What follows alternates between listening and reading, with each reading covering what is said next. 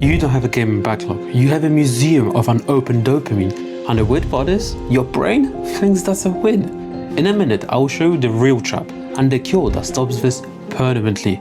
It's a Tuesday night, you finally get your 60 minutes, you open Steam or your console library and you scroll past Elden Ring, Hollow Knight, the RPG you thought you'd start when life finally calms down. You hover over a game you bought 6 months ago. Then your brain goes, not tonight, too much. So you launch the same comfort game again. Or you watch a review of a game you already own. Or you scroll store pages like it's a cozy bedtime story. And somehow, you end the night more tired than when you started. By the end of this video, you will understand 2 things. Why you keep buying games you never play and why it's not a discipline problem. And secondly, 3 fixes you can use immediately. A 30-second quick win, a do it tonight method, and the last one, the one that actually sticks, the permanent one. Also, I'm going to prove something that might sting a little bit. Your backlog is not a collection of games, it's a collection of psychological traps. And yes, we are going to cure it later. Here's what changed. Games didn't just get bigger, games became frictionless. One click to buy, one click to download, one click to adjust one more to the pile. And you, as a gamer, you want the good stuff. You want meaning, you want fun, you want mastery. You want that feeling where a boss finally clicks, your hand moves faster than thought, and you go, oh my god, I'm actually getting good at this game finally. But your brain wants something else. It wants low effort, low friction and fast reward. So you get stuck in this clash between your gamer self, who wants the high quality reward of playing, and your brain, which chooses the easy reward of buying, browsing, optimizing and planning. It's like your controller is plugged into 2 different consoles at the same time. And the worst part is, modern stores are designed to make the easy path feel responsible. It's 80% off, I'm saving money, I will definitely play it later. Sure, just like you definitely do mobility exercises every morning, right? In a second, I will show you a simple model that explains this perfectly, and it will make the last tip hit 10 times harder. Acquisition utility is the happiness you get from acquiring something, buying it, owning it, the potential. Consumption utility is the happiness you get from actually using it, playing it, struggling a bit, learning it, finishing it. Buying feels like progress, playing feels like work. When you buy Elden Ring, you aren't buying a game, you're buying the fantasy of being the person who beats Elden Ring. You're buying future you, confident you, I have my life together you, instant dopamine. But actually playing it, that's cognitive load on your brain. You have to remember controls, relearn systems, make decisions, fail, adapt, so your brain does what brains do best. It chooses the path of least resistance. Buying is a low effort dopamine hit, playing is a high effort reward. And once you see this, your backlog stops looking like a library and starts looking like a trap. Keep this in mind because it changes the last tip completely. Let's stack a few psychological effects here quickly, without turning this into a TED talk you save for later. There's a classic research showing that when people are given too many options, they are more likely to do nothing at all. Translation to gamer behavior: when you can pick from 200 games, your brain treats choosing as a risk. Consequence, you pick the safest option, which is usually the familiar one, or you pick nothing and just browse. This is why willpower fails here. It's not laziness, it's option paralysis. Humans feel the pain of losing something more strongly than the pleasure of gaining something. Translation: a Steam sale doesn't feel like a discount, it feels like a threat. If you don't buy it now, you lose the deal. Consequence, you buy at 80% off. Not because you want to play it now, but to prevent the pain of missing the deal. And this is where your backlog quietly becomes a fear collection. People tend to remember unfinished tasks more than finished ones, and unfinished tasks create mental tension. Translation to gamer behavior: starting a game for 10 minutes can create a tiny open loop in your brain. So once you begin, you're more likely to come back because your mind hates unfinished stories. This is why the 15-minute rule works like magic, why just start is not motivational fluff. Now, combine all 3, too many options, fear of missing out, and unfinished loops that pull at your attention. Your backlog isn't just games, it's a psychological machine, and you're not weak for getting caught in it. You are human. Let me describe a moment that might feel uncomfortably familiar. You buy a new game during a sale, you're excited, you install it, you even stare at the play button for a second longer than normal, and then your brain whispers, not tonight, start it when you have real time. Because if you start it now, you might get interrupted, you might not do it properly. You might not enjoy it the way it deserves, so you don't start. You go to a comfort game, and later you feel this weird mix of guilt and frustration, like, why do I have all these games, but none of them feel right? Here's the twist. That guilt is not proof that you're failing. It's proof that your brain is protecting you from cognitive load.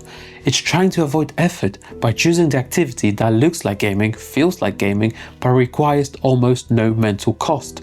Browsing, buying, planning is the gaming equivalent of watching how to get fit videos instead of actually doing push-ups. And yes, I'm calling you out because I love you. Okay, here are the 3 fixes that I promised. The last one is the cure. Punchy name, simple steps, immediate relief. Step 1. Hide your full library view. Create a folder called currently playing.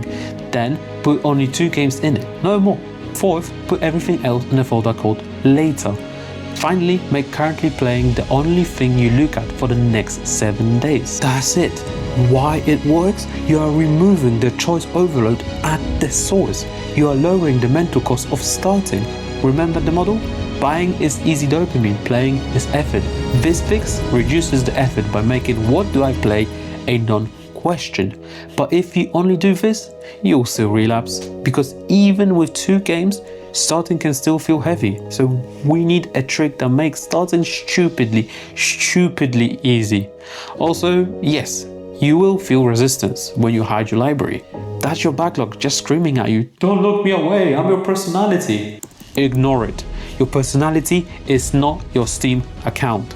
This is the bridge between I should play and I'm actually playing. Step 1. Set a timer for 15 minutes. Step 2. Pick 1 game from your currently playing folder. Step 3. Your only goal is to start, not to enjoy it, not to progress, not to optimize settings. And finally, when the timer ends, you can quit with 0 guilt. Why it works? It lowers the cognitive load barrier. Starting a big RPG feels like opening a textbook. Starting for 15 minutes feels like opening a snack. And once you start, the Zeigarnik effect often kicks in. Your brain goes, wait a minute, we're in the middle of something. Suddenly, continuing becomes easier than stopping. This is how you turn consumption utility back on. But if you only do this, you might still relapse again, because the store will still bait you. Sales will still poke your lost aversion, and the future you will still look like a superhero in the trailer. So we need a system that blocks impulse buying at the source. This is the cure, not because it's fancy, but because it changes who you are in the moment you're tempted. Step 1. Make a rule. No buying games the day you discover them. Step 2. Put it on your wish list instead. Step 3. Wait 48 hours. After 48 hours, ask 1 question. Do I want this game? Do I want the fantasy version of me? If you still want it, buy it. No guilt. If you don't, you just save money and mental clutter. Why it works? Acquisition utility fades. That dopamine spike from sale cools down, and what remains is the real signal. Do you actually want the experience? Now the identity level layer, the part that makes it permanent. You adopt a new identity statement. I am not a collector, I am a finisher. Or if finisher feels a little bit too intense for you, try I am a player, not a shopper.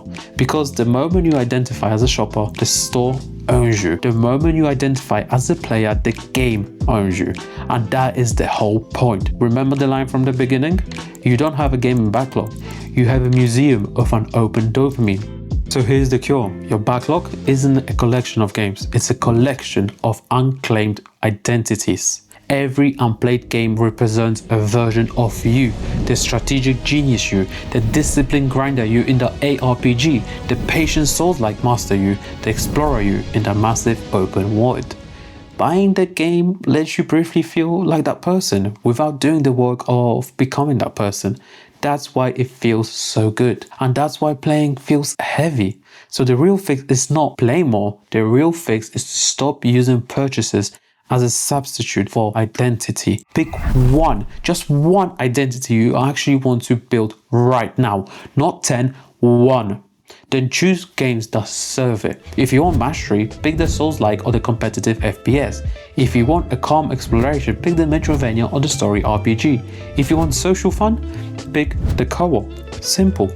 Now your games stop being random dopamine purchases, they become tools. And the moment your library becomes a tool set instead of a fantasy shelf, you start playing, because now consumption utility has meaning. Now the effort feels worth it. That's the cure. So here's what you do. Starting today, reduce your choices to 2 games. Start with 15 minutes, not a full session, and delay buying by 48 hours and become a player, not a shopper. And most importantly, your backlog doesn't mean you're broken. It means you are human in an environment designed to hack human psychology. You are not weak. You are just playing on hard mode in the store menu. Right now, I want you to look at your library and pick one game. Not the best game, not the most hyped game right now. The one that matches the identity you actually want to build this month. Then do the 15-minute rule tonight. And if you want to make this fun, here's your common question. What is the single game in your backlog that you feel weirdly guilty about owning? And why that one?